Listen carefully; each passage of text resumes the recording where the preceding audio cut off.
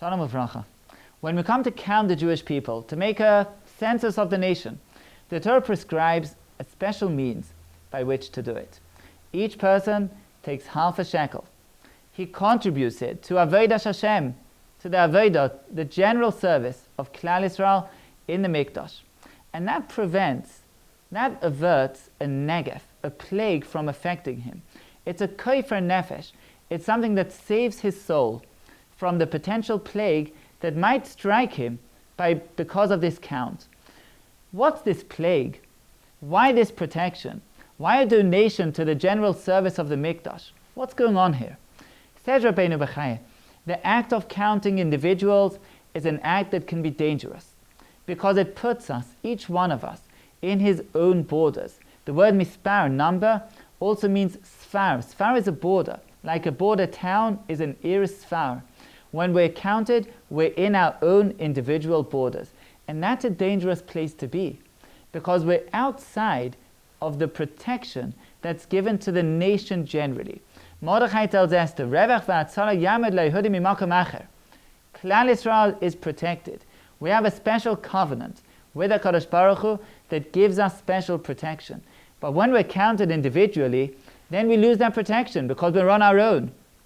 The way in which we can be counted on the one hand, but on the other hand maintain the protection that's given to the entire nation, is by means of the method by which we're counted. The method is to make a donation to the general service of Klal Yisrael together. And then the way in which we're counted itself is a protection, because we say, yes, we're counted, but we're counted all together. We're giving a half a shekel. A half also says something. We're not complete on our own. We're only a half. We need all of us together to be complete. And where does the donation go? It goes to the general avodah, the avodah which we're all partner to.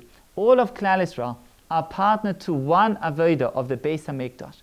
Meaning, in the act of counting itself, which is an act of separating, an act of placing us as individuals, we're all together. We're counted as one in the service of the Mikdash. This is so relevant to what's going on today, because on the one hand, because of the danger, because of the concern of this pandemic, of a certain plague that's going around, the virus which is threatening many of us, we're all being individualized. We're minimizing contact with one another. We're having less interaction. So on the one hand, we're becoming more individualized. We're sitting each one in his home, in his place of work, minimizing interaction. On the one hand, we're becoming more by ourselves. But on the other hand, why are we doing this? We're doing this in order to protect all of us together, in order to minimize the spread of this virus, the spread of this pandemic. We're not thinking of ourselves.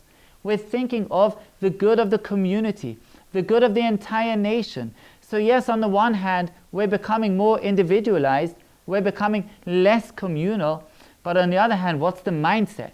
Why are we doing this?